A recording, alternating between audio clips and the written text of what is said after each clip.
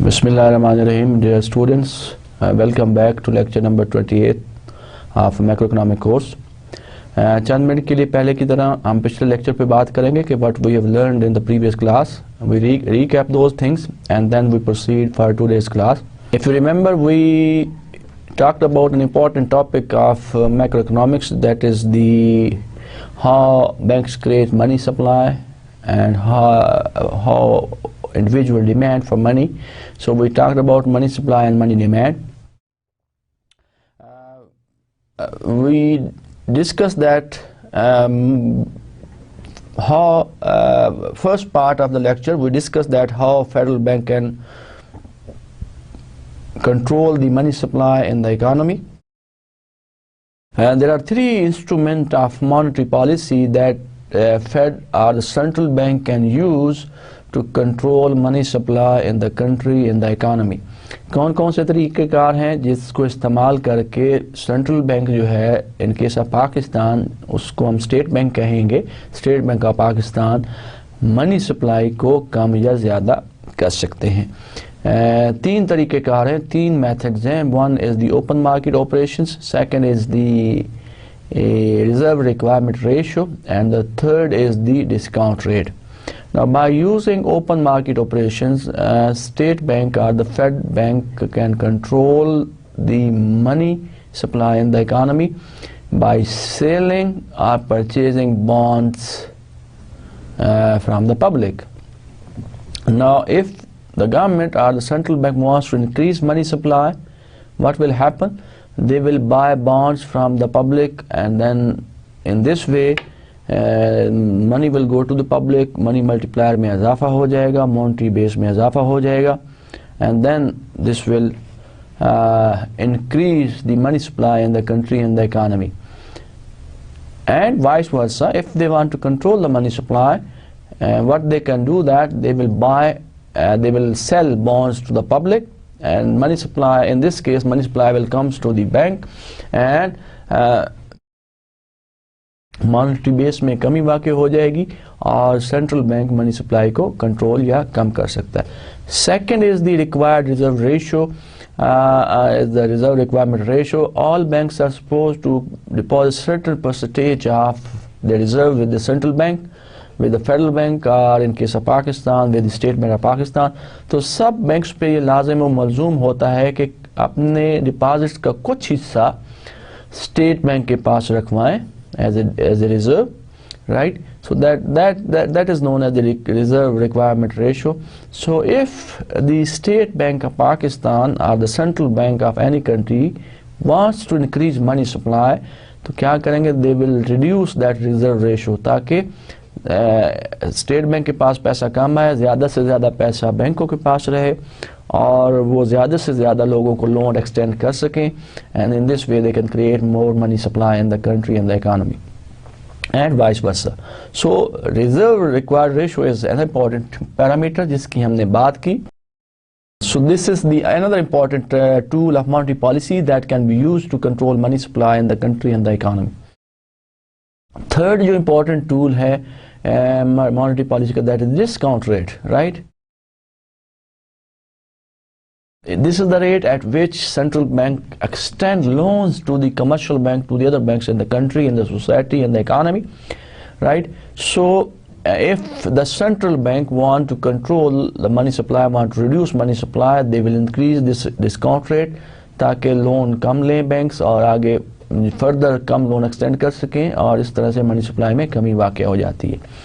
Now question ये rise होता है कि कौन सा मेथड जो है इन तीनों में से मोस्ट फ्रीक्वेंटली इस्तेमाल किया जाता है टू कंट्रोल और to regulate the money supply in the economy.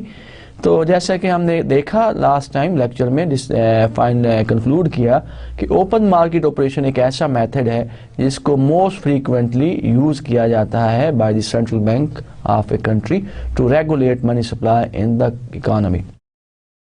After that we came to the second part of the lecture जिसमें हमने बात की थी the theories of aggregate theories of money demand. So how people demand for money, what are the factors which are possible reasons or causes of demand for money. तो इस context में हमने दो theories की बात की थी. We talked about the portfolio theory of money demand, and then we have discussed the transaction theory of money demand. In portfolio theory of money demand, it stresses the store of value function of money. Moreover, it posits that money demand depends on risk, returns of money and alternative assets. That the demand for money depends on the expected rate of return on stocks, expected rate of return on bonds, expected inflation and wealth. So money demand is a function of four parameters according to this portfolio theory of money demand. उसके बाद हमने बात की second theory of money demand की, that was given by Baumol-Tobin. In this theory is an example of transaction theory of money demand, and it stresses on the medium of exchange function of money. In this case, according to this theory given by Baumol-Tobin, demand for money depends on the rate of interest, income, and the cost of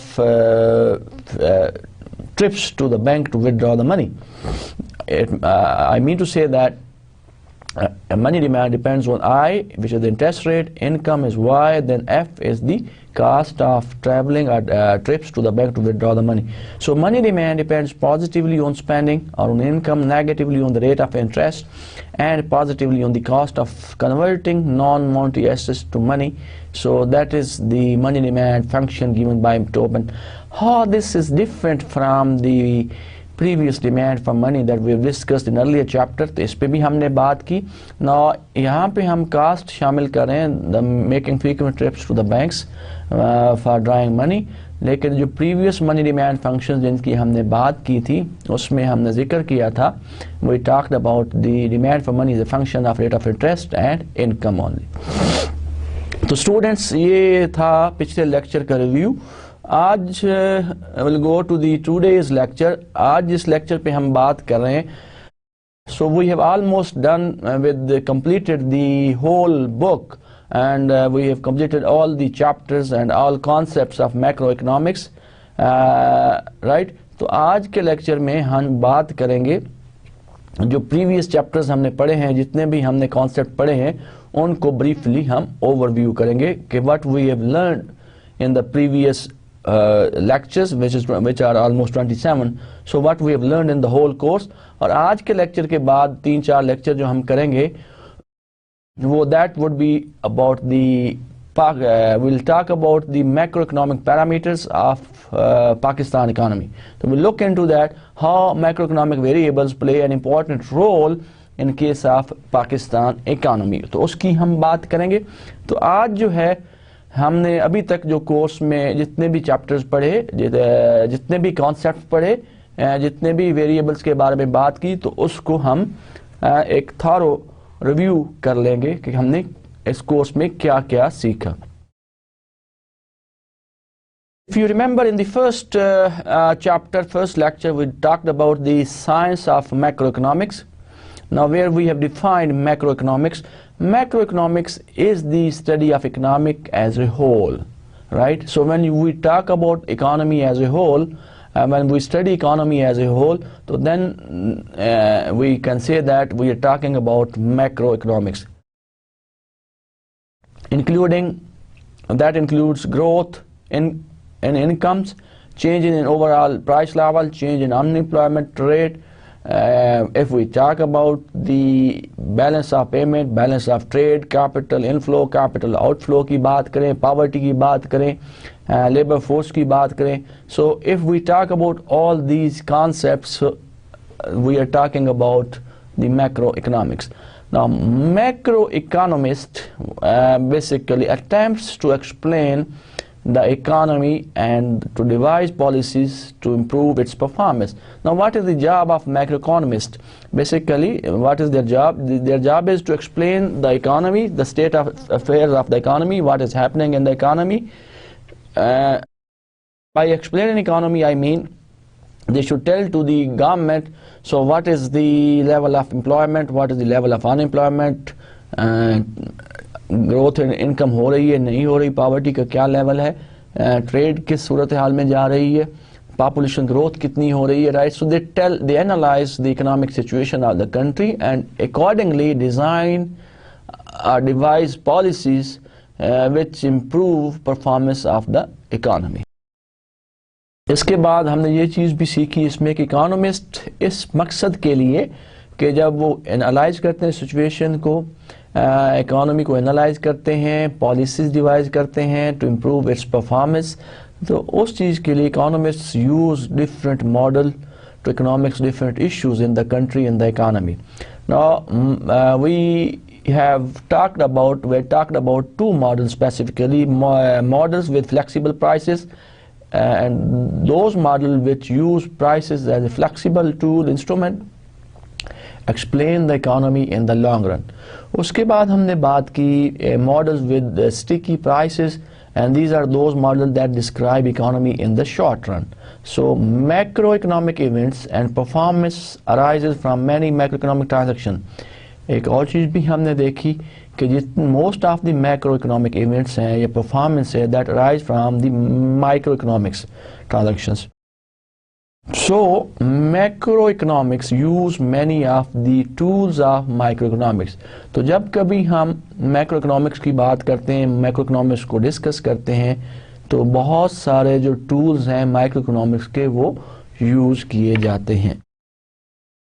So this was the first chapter, this को हमने review किया. So where we talked about the science of microeconomics, defined macroeconomics, and after that what are the issues that is the scope of macroeconomics, और उसके बाद models की हमने बात की कि कौन कौन से मॉडल यूज़ किए जाते हैं to analyse different economic issues, उसकी हमने बात की. आफ्टर दैट इस कोर्स में हमने नेक्स्ट टॉपिक पे गए एंड नेक्स्ट चैप्टर को देखा, and the topic of that chapter was the data of macroeconomics, GDP, unemployment and inflation. So in that chapter we presented the real situation of an economy. We discussed different economic parameters about like GDP, gross domestic product, unemployment, inflation, with the help of the data, with the help of figures, with the help of charts. Now we have seen that gross domestic product measures both total income and total expenditure on the economy. It's output of goods and services. Now, when we want to measure the gross domestic product, it can be measured on both sides.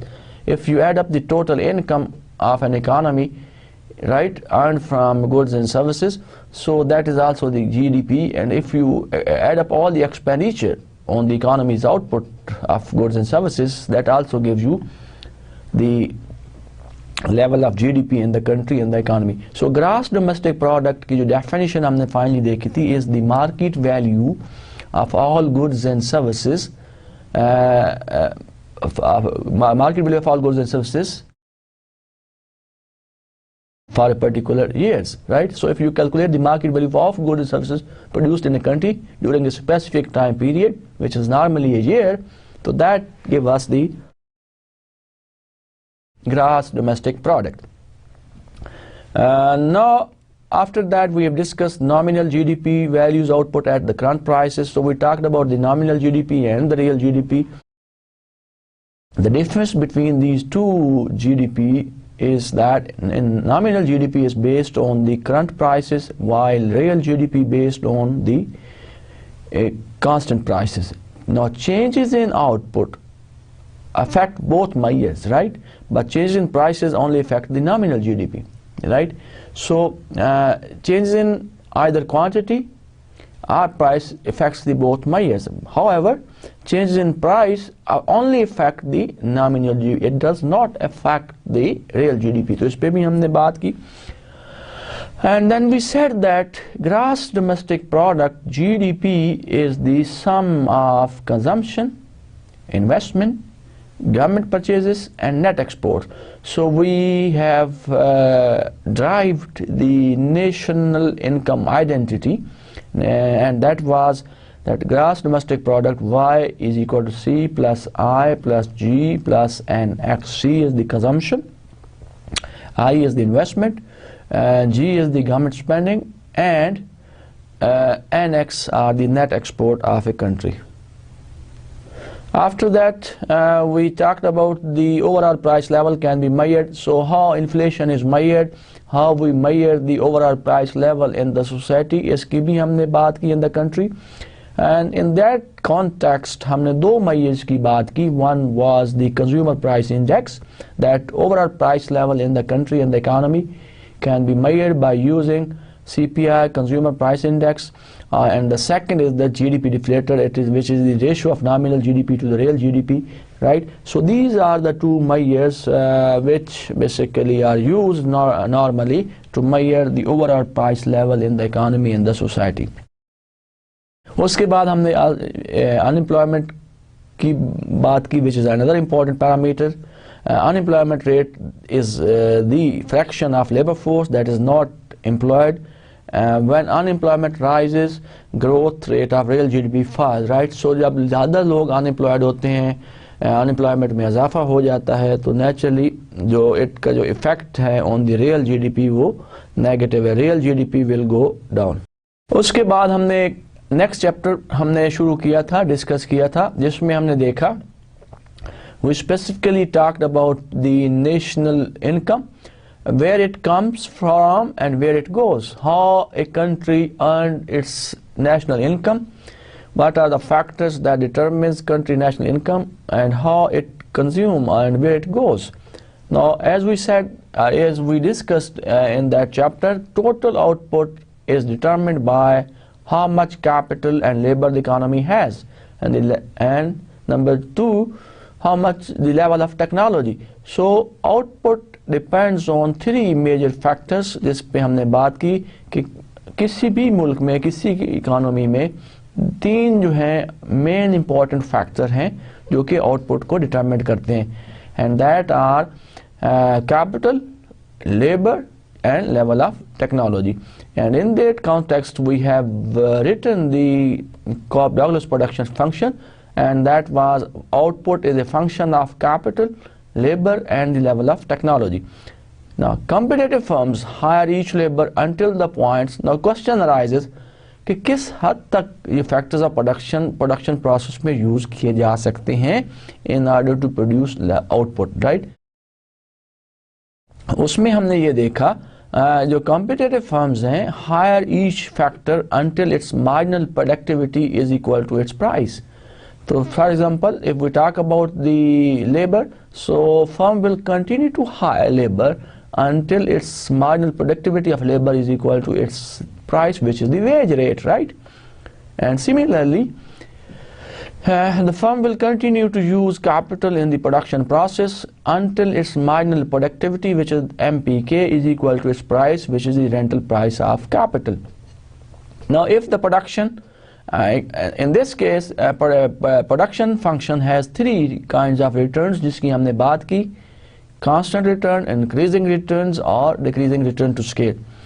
तो किस वक्त कब जो है firms have increasing return to scale कि when the increase in output is more than the increase in input, in that case the firm is earning increasing return to scale. And if the increase in output is less than the increase in input, the firm is bearing or earning decreasing return to scale. And third, if the increase in output is same or equal to the increase in input, the firm is earning constant return to scale. So three different types of scale can be observed from the production function, which we have discussed that y is a function of a, f, k, n. Now second part इस chapter में जो बात की कि output कहाँ से आती है, कैसे प्रोड्यूस की जाती है, हमने कहा कि तीन फैक्टर्स ऑफ प्रोडक्शन है जिसको यूज़ करके आउटपुट प्रोड्यूस की जाती है. राइट। सेकंड पार्ट क्या था कि कहाँ पे ये आउटपुट यूज़ की जाती है, वेयर इट गोज, कहाँ पे ये खर्च की जाती है, इसको हमने काफ़ी डिटेल में डिस्कस किया। Economy output is use for consumption which depends on disposable income. इसमें हमने देखा कि कंजम्पशन, जो इंडिविजुअल कंजम्पशन है उसके लिए इस आउटपुट को यूज़ किया जाता है। तो वन ऑफ द फैक्टर जिसके लिए आउटपुट को इस्तेमाल किया जाता है इस consumption, and we have discussed, we have learned that consumption depends on disposable income, y minus t. Second, investment now depends on the rate of interest. दूसरा जो फैक्टर है जिस पे आउटपुट को खर्च किया जाता है is the investment. और हमने ये भी देखा कि investment is negatively related to the rate of interest, right. अगर इंटरेस्ट रेट बढ़ता है इन्वेस्टमेंट में कमी वाक़ई होती है, इन्वेस्टमेंट में कमी वाक़ई होती है तो रेट ऑफ इंटरेस्ट में इजाफा हो जाता है। उसके बाद हमने ये देखा the real rate of interest adjust to equate the supply and demand of goods market and loanable form market. इसमें भी हमने बात की decrease in national saving cause interest rate to rise and investment to fall.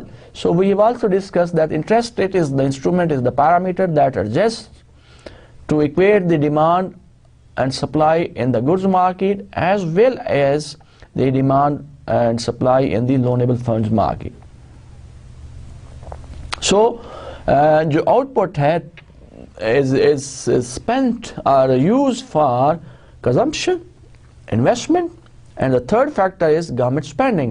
As we know that each government has a lot of expenditure. It has two components, development expenditure and non-development expenditure.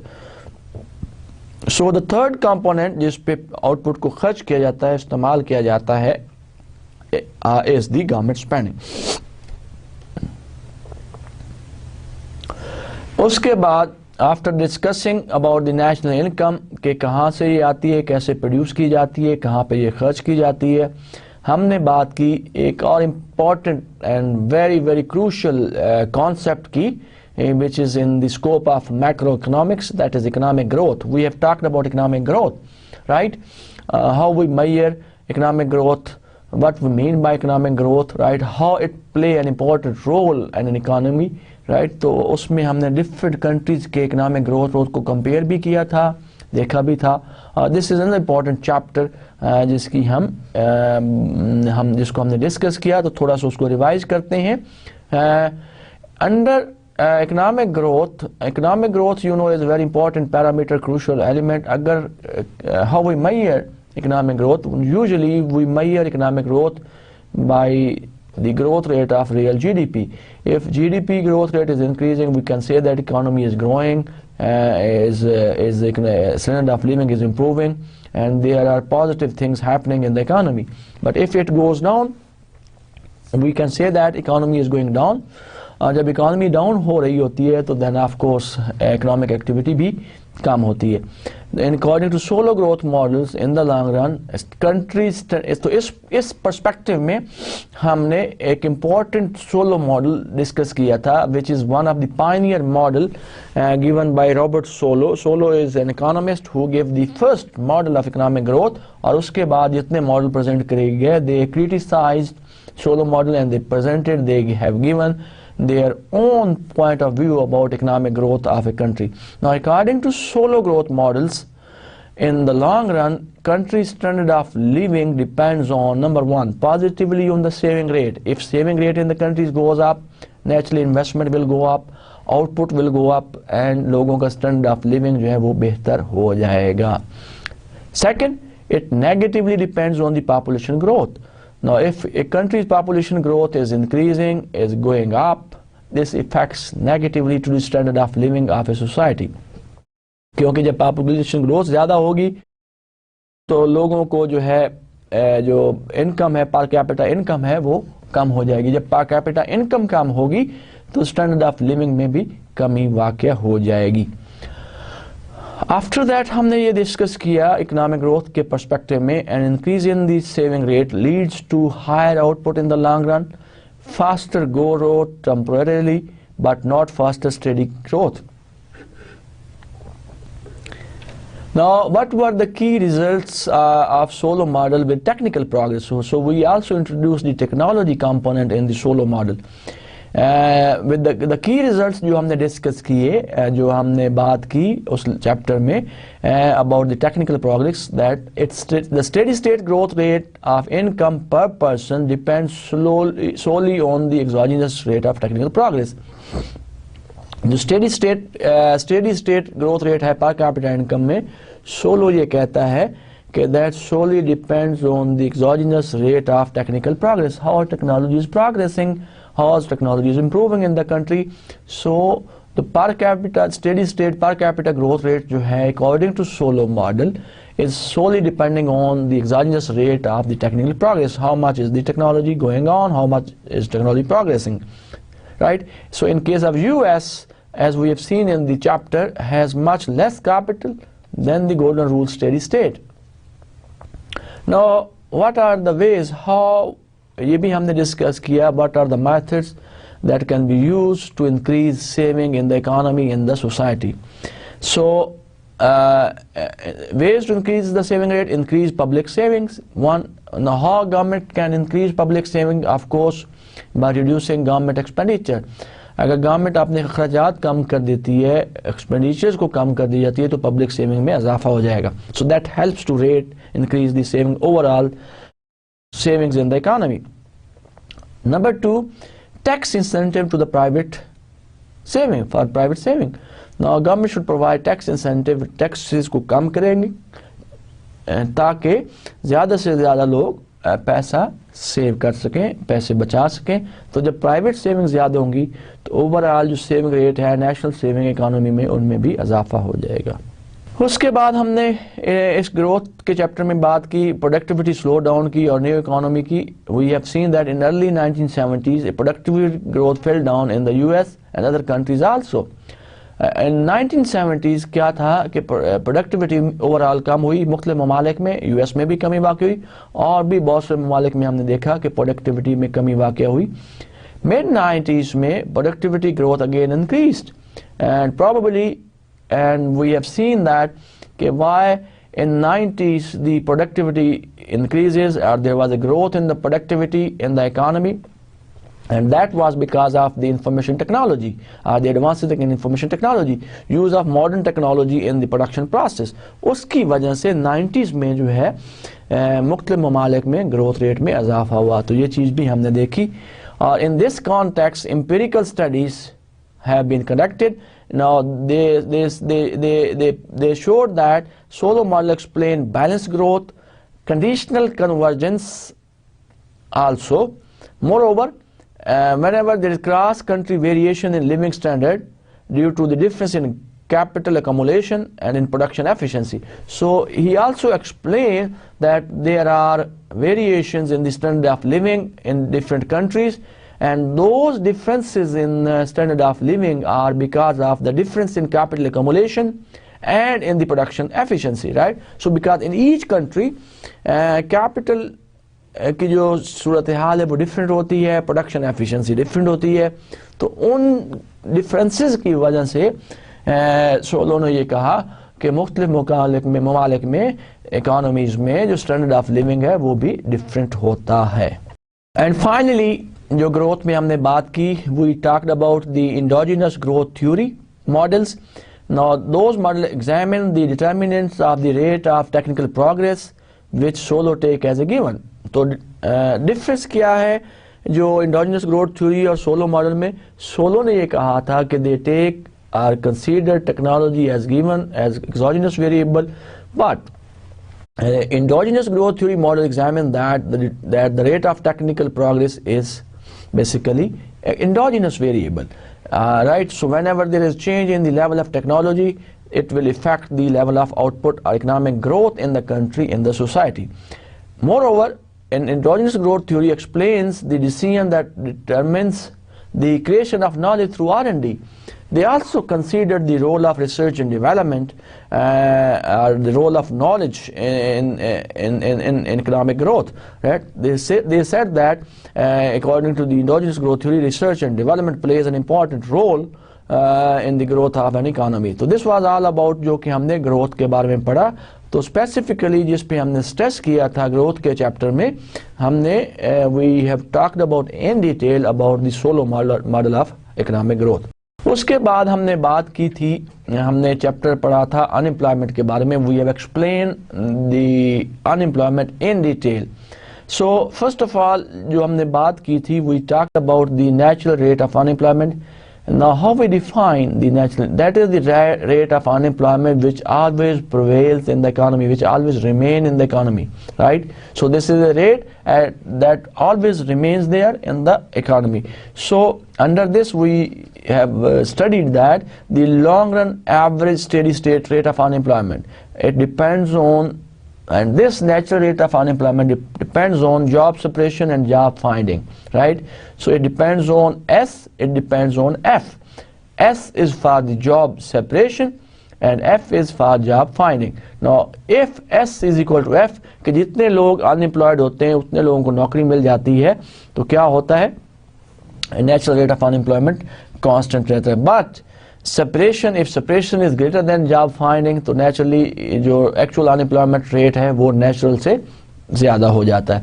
And if S is less than F, यानी कि separation कम है, job लोगों को ज़्यादा मिल रही है, तो what happens, natural rate of, actual rate of unemployment will be less than the natural rate of unemployment। उसके बाद हमने बात की मुख्तलिफ किस्म के अनएम्प्लॉयमेंट्स की, कि कौन कौन सी अनएम्प्लॉयमेंट इकोनॉमी में हो सकती है। We have talked about frictional unemployment, and frictional unemployment is due to the time it takes to find a job, right?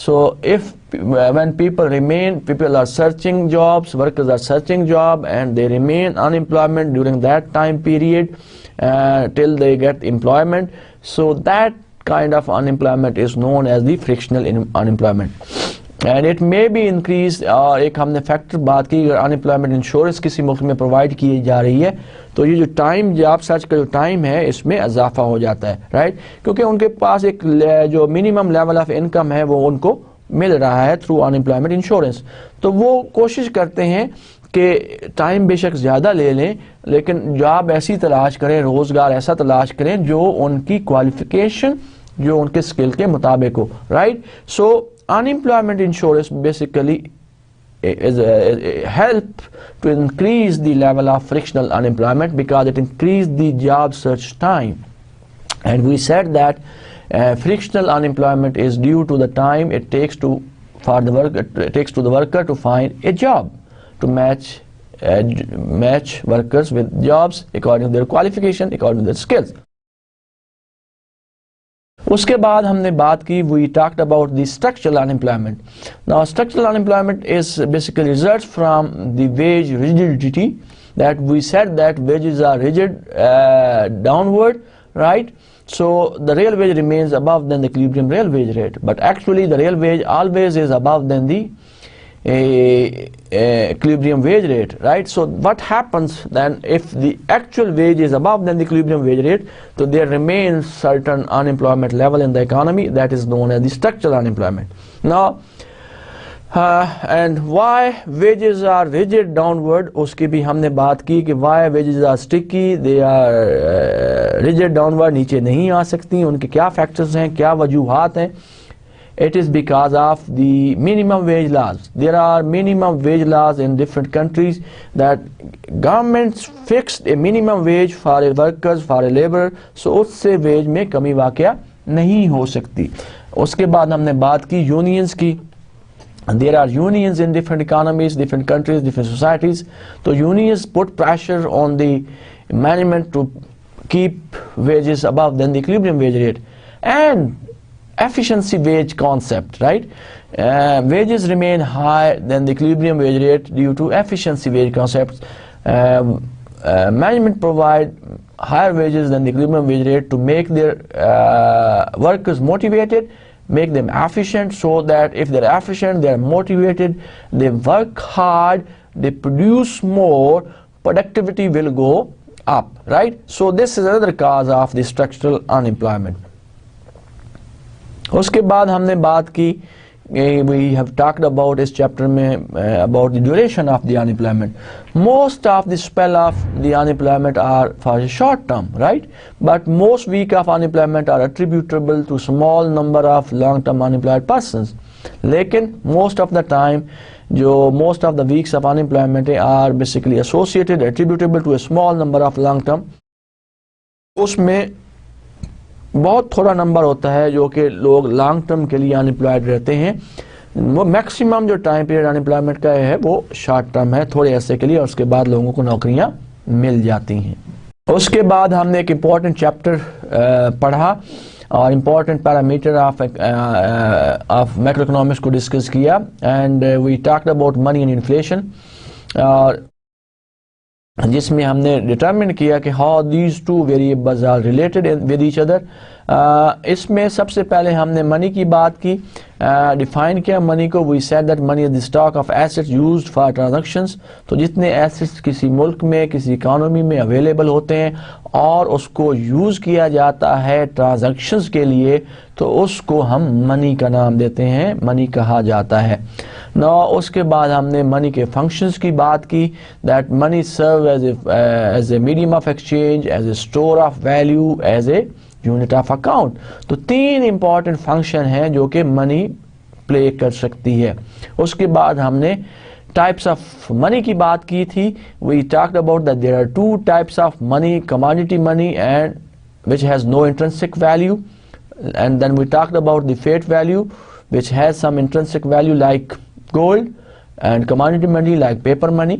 So we differentiated the 2 types of money also. And after that we have discussed how central bank can control money supply in the country, in the society, by using the tools of monetary policy. तो हमने ये discuss किया, central bank can control money supply by using the tools of monetary policy, and the main tool of monetary policy is the interest rate, the required reserve ratio, right? So it can increase the money supply by adjusting that ratio, decrease the money supply by increasing that reserve ratio, right? So central bank can play an important role to control or regulate the money supply in the economy. After that we have talked about the theory, important theory of money, and which is the quantity theory of money. And Milton Friedman has given that theory in 1958. He said that that the growth rate of money supply is positively correlated with the rate of inflation. यानी कि अगर money supply में इजाफा होता है economy में, तो rate of inflation में भी इजाफा हो जाता है. Now how he developed that relationship, he made certain assumptions. He said that velocity is constant, and he concluded that the equation which we got is mv over mv is equal to p y, and he said that the growth rate of money supply determines the rate of inflation in the country, in the society. उसके बाद हमने इसी chapter में बात की, we talked about the 2 types of rate of interest, that there are 2 sorts of rate of interest which exist in an economy, a nominal interest rate and real interest rate. Now nominal interest rate is equal to the real interest rate plus inflation rate, right? And in this context we have talked about the Fisher effect. Now what is Fisher effect? That nominal interest rate moves 1 for 1 with regard to expected inflation, right? So we have related the nominal interest rate with the expected inflation, right? And nominal interest rate, हमने ये भी बात की, nominal interest rate is the opportunity cost of holding money.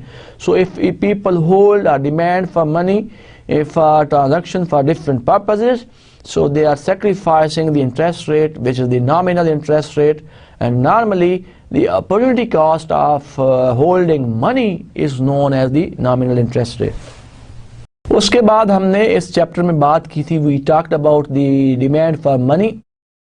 Now demand for money depends on income in the quantity money theory, right? So M over P, D is a function of income. More generally, it also depends on the nominal interest rate. So when we have introduced or discussed the nominal and real interest rate, तो हमने ये कहा था कि demand for money जो है सिर्फ income पे डिपेंड नहीं करती, as per said by the QTM. In QTM, demand for money is only a function of income, but it also depends on the rate of interest. तो वो rate of interest पे भी depend करती है. So and the demand for money is a function of rate of interest and income level also. If so, what will happen? Then the changes in the expected inflation, whenever there is a change in expected inflation, it affects the current price level in the country and the society. That in turn affects the level of money demand in the economy, in the society. उसके बाद इस chapter में हमने बात की थी, we talked about the cost of inflation, what are the possible cost of inflation, जिसमें हमने दो तरह के इन्फ्लेशन की बात की और उनकी कास्ट देखी थी, expected inflation and unexpected inflation. Now when we talked about expected inflation, the inflation which are expected by the individual, by the society, by the economy, the possible cost which we can bear is that shoe leather cost, menu cost, tax and relative price distortions, inconvenience of correcting figures for inflation. When we talk about, जब हमने बात की unexpected inflation की, तो all the above cost, जितनी ऊपर वाली cost हैं वो भी शामिल होती हैं, plus arbitrary redistribution of wealth between debtors and creditors. This is also another cost. So you need to redistribute the wealth between the debtors and creditors, right? So each type of inflation, if we talk about expected inflation or unexpected inflation, it associate or there is a cost involved with it. In the last part of this chapter हमने बात की थी hyperinflation की. Now why or how we define hyperinflation? This is hyperinflation is caused by excessive money growth, excessive growth of money supply in the country. When economy or country depends on printing money to finance their budget deficit instead of raising revenue through taxes, कि जब economy में मुल्क में अगर budget deficit होता है और उसको फाइनेंस करने का तरीका क्या है कि गवर्नमेंट को अपने रेवेन्यू बढ़ाने चाहिए, राइट, टैक्सेस को बढ़ाना चाहिए ताकि इनकम ज़्यादा हो और उसका डेफिसिट कम हो. But if the government adopts monetary policy instead of raising revenue through taxes, if they raise revenue by printing money, printing more notes in the country and the economy, so what will happen? This will bring inflation in the country, and that inflation is known as the hyperinflation. Now normally the inflation rate greater than 50, equal or greater than 50 is the hyperinflation. Now how we can control the hyperinflation? If we stop printing money and try to cover up or try to reduce or try to control our budget deficit through fiscal reforms. Fiscal reforms क्या है? Either the government need to reduce government spending or they increase their revenue by raising taxes, right? So instead of using monetary policy, if the government use fiscal policy, so then they can stop, they can control the inflation or the hyperinflation in the country, in the society. So that was the last part of that chapter. उसके बाद हमने बात की, we have started an important chapter of macroeconomics. हमने discuss किया, we talked about the open economy. Open economy की हमने बात की कि how we can explain the open economy in the country, in the society. Now as we said that net exports are the difference, यहाँ हमने बात की net exports की, which is the difference between exports minus imports, and before that in a closed economy output has three components, y is equal to c plus I plus g, but if we include or if we make an economy open, if we consider an open economy, so then output y is equal to c plus I plus g plus x. तो यहाँ पे हमने बात की थी net capital outflow और net capital inflow की. तो what we mean by net capital outflow? Now net capital outflow equals the purchase of foreign assets minus the purchase of country's assets, for minus foreign purchases of the country's assets, right? So it is the difference between saving and investment, right?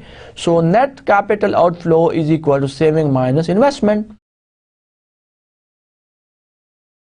उसके बाद हमने open economy में बात की थी और हमने कहा था where we defined the exchange rate. We have talked about the nominal exchange rate, we have talked about the real exchange rate and differentiated these two types of exchange rate. Now what is the nominal exchange rate जिसकी हमने बात की थी? It is the price of a country currency in terms of another country currency. Like if we talk about the dollar and rupee exchange rate, so $1 is equal to 96 rupees, so that is the nominal exchange rate. Now what is the real exchange rate then? The price of a country goods in terms of another country goods is known as the real exchange rate. So when you compare the prices of goods in two countries, between the two countries, so that will become a real exchange rate between the two economies. The real exchange rate is equal to R is equal to the nominal interest rates times the ratio of prices of the two country, ratio of the prices of two country, right? उसके बाद हमने बात की कि how real exchange rate is determined. It depends on the net exports as well as on the capital outflow in the country and the society. So it negatively depends on the real exchange, net exports negatively depend on the real exchange rate. Other things remain equal. What it means that if real exchange rate goes up, means आपकी जो net exports हैं वो कम हो जाती हैं, and assume that the other things remains constant. The real exchange rate also depends on the capital outflow, and it is used to equate, to adjust the net exports with the capital outflow. It helps us because open economy की दो sides होती हैं. On one side we have the net capital outflow, which is the difference between saving and investment. On the other side we have trade balance, which is NX. तो हमने ये कहा कि जो real exchange rate है, that helps to adjust to make equal these two sides of an open economy, which is the NX is equal to the net capital outflow. उसके बाद हमने इस open economy में बात की थी, we talked about the nominal exchange rate, how it is determined. Now it is equal, E is equal the real exchange rate times the country price level relative to the foreign price level. Now for a given value of real exchange rate, the percentage change in the nominal exchange rates equals the difference between the foreign and domestic inflation rate, right? So the real exchange rate, basically the nominal exchange rate is determined by the difference in the exchange, the rate of inflation in two countries, right? So it depends what is the inflation in foreign country, what is the inflation in domestic country, right? So if there's differences exist there, so then it affects or determine the nominal exchange rate. So this was all about the open economy. उसके बाद हमने एक और economic parameters की बात की, macroeconomic parameter की बात की. We talked about economic fluctuations. उसको हमने discuss किया, how we define economic fluctuations, what are the factors that are possible reasons of economic fluctuations. So we said that in long run prices are flexible, output and employment are always at their natural rates.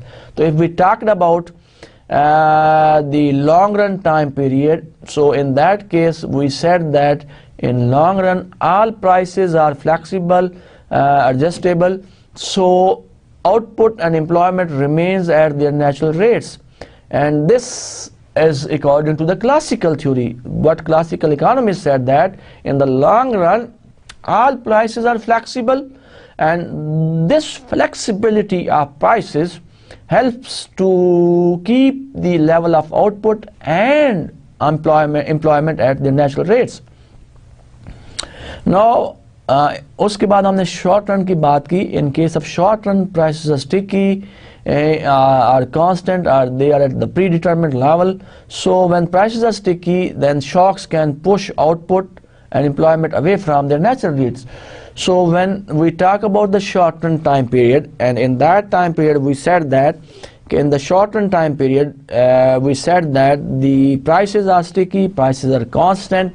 When prices are sticky and constant, then shocks, whenever there is shocks, whenever there is economic fluctuation in the country, in the society, in the economy, that shift or push away the level of output employment from their natural rates. We have analyzed the economic fluctuations and shocks in terms of aggregate demand and aggregate supply. It is the framework that we have used to analyze economic fluctuation in the country and the economy. Now, as we have seen that the aggregate demand curve was downward sloping, and the long run aggregate supply curve is vertical because output depends on technology and labor affecting supplies but not prices. The short run aggregate supply curve is horizontal because prices are sticky and at the predetermined level. So long run supply curve is vertical, short run supply curve, aggregate supply curve is horizontal, and demand curve is, aggregate demand curve is downward. So जहाँ पे ये तीनों curve intersect करते हैं, that determines the equilibrium price level and the equilibrium level of output and employment in the country and the society. But as we know that whenever there is economic fluctuations, whenever there is shock, so this affects the level of aggregate demand, this affects the level of aggregate supply in the country. So when aggregate demand and aggregate supply are affected by fluctuations, by shocks, तो उससे क्या होता है short run में, there is possibility that natural level of output and level of employment will be different than the actual level of output and employment in the country. So shocks to aggregate demand and aggregate supply causes fluctuation in the GDP and employment in the short run. Now how that shock can be controlled, can be minimized by the government, and the Fed can use monetary policy to stabilize the economy. They can increase the level of money supply in the country, they can decrease the level of money supply, and then can bring the economy back to its natural level of output and employment. उसके बाद हमने बात की, we started a new chapter, we discussed about the aggregate demand, the aggregate supply. Aggregate demand में हमने, we talked about the Keynesian cross. Now this is the basic model of income determination. It takes fiscal policy and investment as exogenous variable. Now fiscal policy has a multiplied impact on income. So we have talked about the multiplier effect of fiscal policy on income. इसमें हमने दो multipliers की हमने बात की थी. We talked about the government expenditure multiplier. We have talked about the tax multiplier, right? So both of the fiscal policy variable, whether it is a tax multiplier, whether it is a government spending multiplier, we said that it has a multiple effect on the level of income in the country. So by using this Keynesian cross, we have derived the IS curve, investment saving curve, and that is the curve which shows the combination of R and Y that determines equilibrium in the goods market, right? So by using that Keynesian cross, we try to draw this curve, and this curve explains the possible combinations of rate of interest and level of output in the economy that brings goods market in the equilibrium. उसके बाद हमने बात की theory of liquidity preference की इसी chapter में, and which is the basic model of rate of interest determination. तो जो लिक्विडिटी प्रेफरेंस थ्योरी है, this is a model, this is theory which determine the rate of interest in the country in the economy, and here we take money supply and price level as exogenous, and increase in the money supply lowers the interest rate. अगर money supply में इजाफा होता है तो rate of interest में कमी वाक़ होती है. And with the help of this liquidity preference theory we drive the LM curve. Now this curve comes from the liquidity preference theory, as I said, when money demand depends positively on income, and this curve, LM curve, shows all combination of R and Y that equates the demand for real balances with supply. And this is a curve in which we use different combination R and Y, which equates the demand for real balances equal to their supply, and in this way, with the help of this curve, we can bring the equilibrium in the money market. So IS curve जो है that discuss equilibrium in the goods market, LM curve discuss the equilibrium in the money market.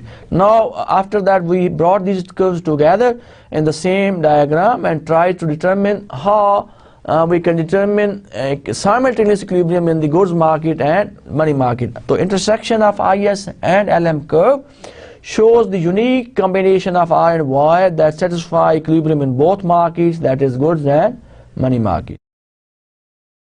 IS model में हमने ये भी देखा कि theory of aggregate demand, how change in aggregate demand effect the level of output and interest rate in the economy. Exogenous variable हमने लिए यहाँ पे M, G और T.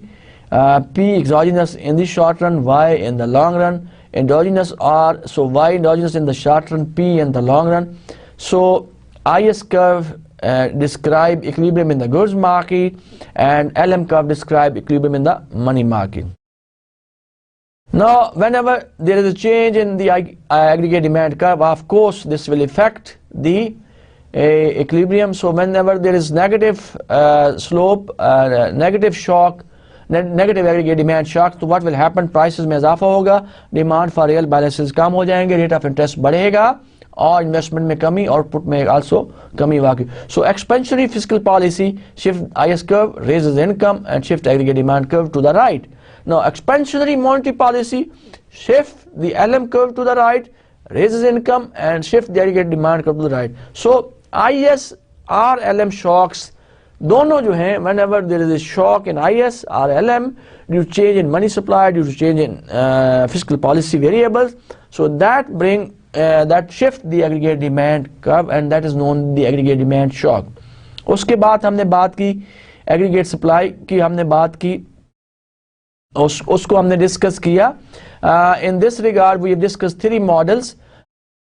We talked about sticky wage price model, we talk about imperfect information model, we talk about sticky price model. तो तीनों models में हमने ये मालूम किया, तीनों मॉडल को डिस्कस करने के बाद वो हमने कंक्लूड किया कि all three models employ that output rises because it's above its natural rate when price level falls below the expected price level, right? So when the price level changes, level of output changes, but there is a positive relationship between output and price level, so this give us positively slope aggregate supply curve. तो यहाँ पे हमने बात की थी Phillips curve की, now which we derived from the short run aggregate supply curve, and it states that inflation depends on expected inflation, cyclical unemployment and supply shock.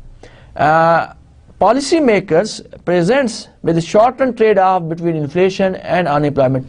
Policy makers ये कहते हैं, हमने ये भी इसमें डिस्कस किया कि there is a trade-off that exists between inflation and unemployment.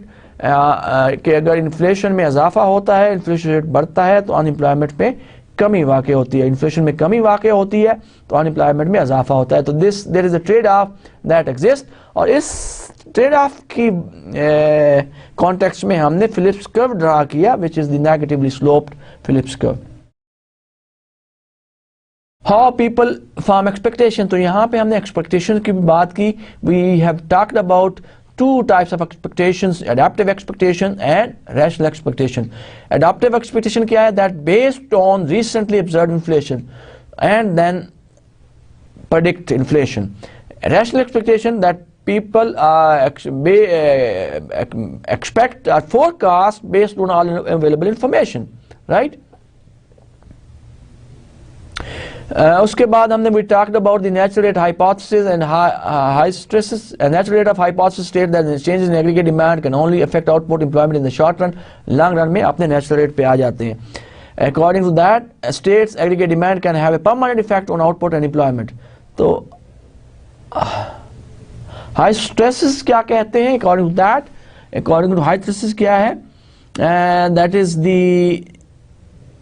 states that aggregate demand have a permanent effect on the level of output and employment in the country and the society. After that हमने बात की 5 debates over macro economics policy, 5 policies की हमने बात की थी.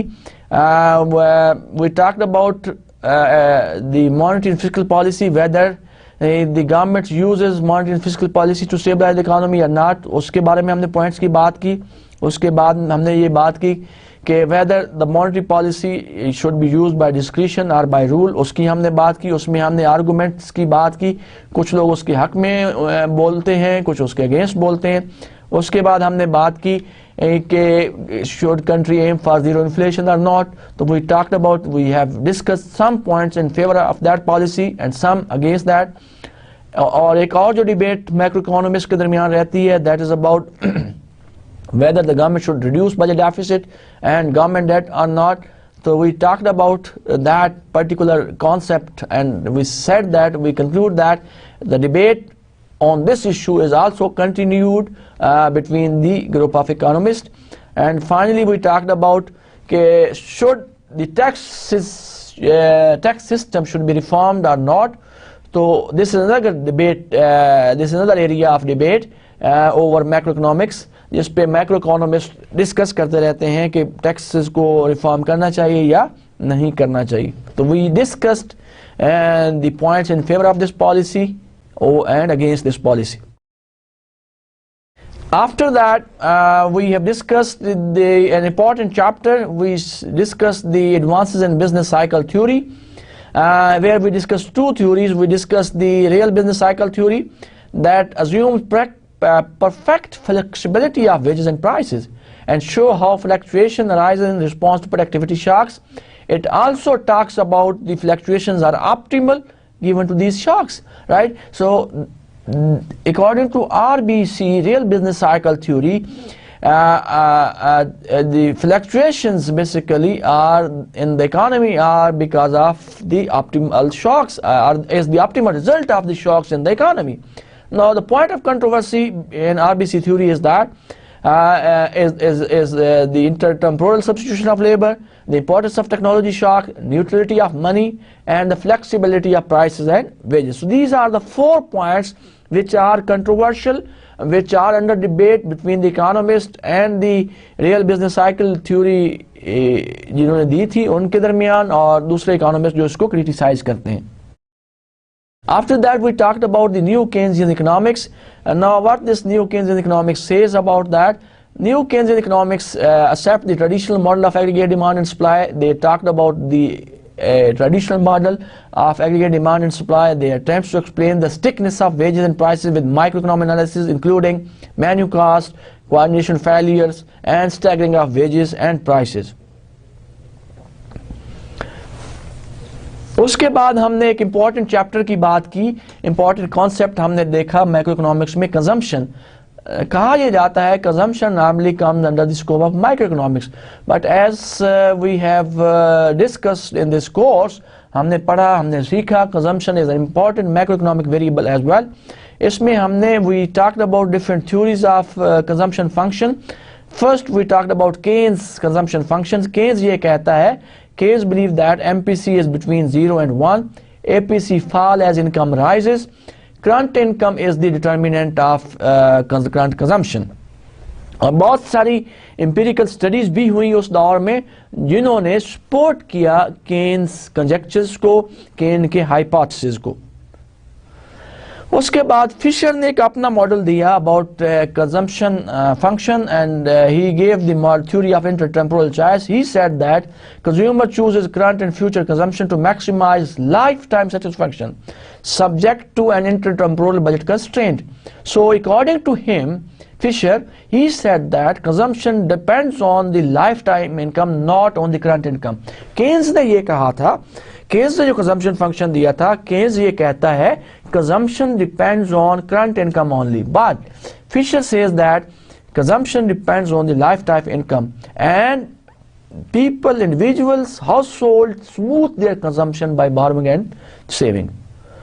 उसके बाद हमने 2-3 और important consumption function की बात की. We talked about the Modigliani life cycle hypothesis.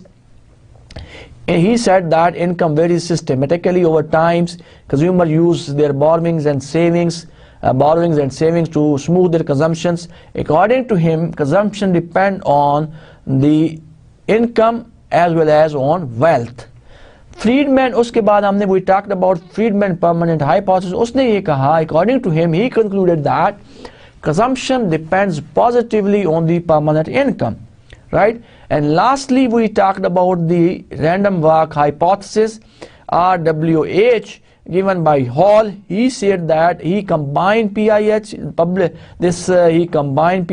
this permanent income hypothesis given by Friedman, with rational expectation. He said that changes in consumptions are unpredictable, occurs only in response to unanticipated changes in expected permanent income, right? So you can't anticipate the consumption. It is unanticipated because of the unanticipated changes in permanent income. And lastly, we talk about the Labson and the pull of instant gratification. Here they uses psychology to understand consumer behavior. The desire of instant gratification causes people to save less than they rationally know they should have to save, right? So this was the last theory of consumption function. उसके बाद हमने एक important chapter की बात की, हमने बड़ा important parameter जो है मैक्रो इकोनॉमिक्स का उसको डिस्कस किया. We talked about government debt. So here we talked about what we mean by government debt, how government can control their debts, right? We talked about different issues. And now we talked about the standard figures, we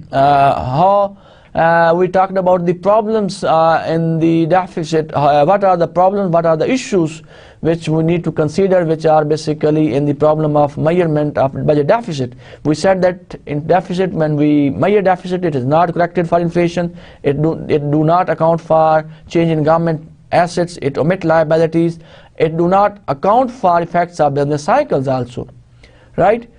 उसके बाद हमने date के बारे में दो views को देखा, how government can finance their budget deficit and debt. उसके बारे में दो व्यूज हमने डिस्कस किए, ट्रेडिशनल व्यू और रिकॉर्डिंग व्यू. ट्रेडिशनल व्यू ये कहता है कि जब डेट फाइनेंस टैक्स कट होता है तो इट इंक्रीज कंजम्पशन. कंजम्पशन जब बढ़ती है, सेविंग में कमी वाक़ई हो जाती है, जब सेविंग में कमी वाक़ई होती है, इन्वेस्टमेंट में कमी वाक़ई होती है और आउटपुट में कमी वाक़ई हो जाती है. However Ricardian says that, Ricardian ये कहते हैं कि if the government adopts a policy of debt finance tax cut, it does not affect the consumption level or national saving because consumers are forward-looking and rational. They believe on rational expectation, so it does not affect the level of investment, saving and output in the country, in the society. उसके बाद हमने बात की, most of the macroeconomists believe on strict balanced budget as it would hinder the use of fiscal policy to stabilize output, smooth taxes, or redistribute the tax burden across generation. And we have also discussed that the government debt can have other effects on the economy also, that government debt may lead to inflation, politicians can shift burden of taxes from current generation to the future generation, it may reduce the country's political clout in the international affairs, or scare foreign investors into pulling out their capital from the country. उसके बाद हमने एक important chapter की शुरू किया, important parameter जो है macro economics का. नेक्स्ट जो है उसकी बात की investment. And here we discussed different types of investment, like we talked about the residential investment, so we talked about the business fixed investment, residential investment and inventory investment. और हमने ये conclude किया कि जितनी भी investment की हमने बात की, all types of investment is negatively related with the rate of interest. And if we combine these three types of investment, this will give us the total investment in the economy, which is also negatively related with the rate of interest. And after that, we've discussed the things are the factors that can shift the investment function, like technological improvement, increase in population, economic policies. So these are the factors that can shift the investment function. Investment is the most volatile component of GDP over the business cycle. Fluctuation in employment that affect MPK and incentive for business fixed investment. Fluctuation in income affect demand for housing and incentive for residential investment. Similarly, fluctuation in output affect planned and unplanned inventory investment. So whenever there are fluctuation in prices, whenever there is fluctuation in output, that affects the level of residential investment, that affect the level of inventory investment in the country and the society. Lastly जो हमने chapter पढ़ा उसके हमने बात की, we talked about money supply and money demand. Here we talked about दो चीज़ों की हमने बात की कि how banks create money supply, what are the determinants of demand for money. तो हमने देखा कि money supply can be created by using fractional reserve banking system. और उसके बाद हमने कहा कि money supply depends on three factors, monetary base, current deposit ratio and reserve ratio. ये तीनों फैक्टर्स जो है मॉनेटरी बेस को इफेक्ट करते हैं and which in turn effect money multiplier and then that effects the money supply in the country, in the society. उसके बाद हमने बात की how the Fed can control money supply in the country, in the economy. तीन factors हमने देखे, तीन tools की हमने बात की that can be used to regulate money supply in the economy. One open market operation, the other reserve requirement and the third is discount rate.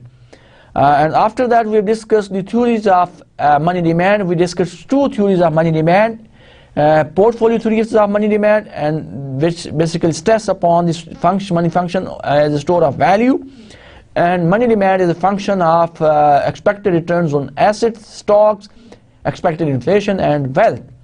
And we have discussed the other model, which is the Baumol-Tobin model of money demand. According to that model, money demand depends on interest rate, income and the cost of making trips to withdraw money from the banks. So this was all about what we have learned in this whole course. तो आज के lecture के बाद आज का lecture students यहाँ पे ख़त्म करते हैं, जिसमें मैंने कोशिश की कि जितने भी हमने कॉन्सेप्ट पढ़े हैं मैक्रो इकोनॉमिक्स के, so I have tried to revise those concept कि क्या हमने सीखा इस कोर्स के दौरान.